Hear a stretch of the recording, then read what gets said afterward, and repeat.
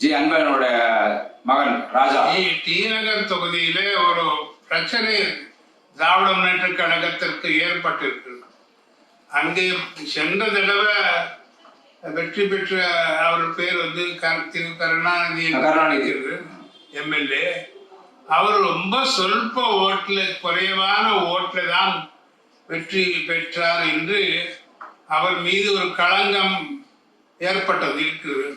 அவரால் நிறைய ஓட்டு வித்தியாசத்துல சத்யநாராயண் அவர்களை அனைத்து இந்திய அண்ணா திராவிட முன்னேற்ற கழக வேட்பாளரை தோற்கடிக்க முடியல என்கிற ஒரு களங்கம் கற்பிக்கப்பட்டு இந்த முறை அவருக்கு சீட்டு கொடுக்கல. அவர் வருத்தப்பட்டு கட்சியிலிருந்தே ராஜினாமா பண்ண மாதிரியாக பேப்பர் எல்லாம் நான் படித்தேன்.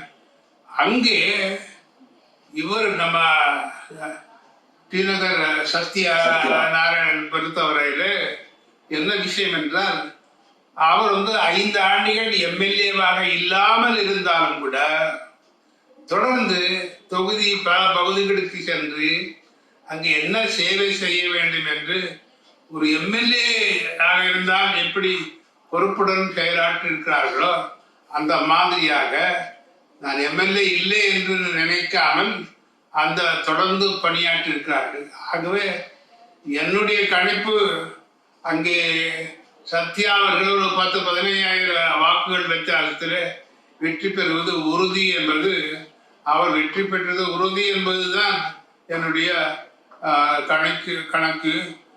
நிச்சயமாக மீண்டும் அந்த தொகுதிக்கு அவர் எம்எல்ஏ ஆக வந்து சேவை செய்வார் என்று நான் நினைக்கின்றேன்.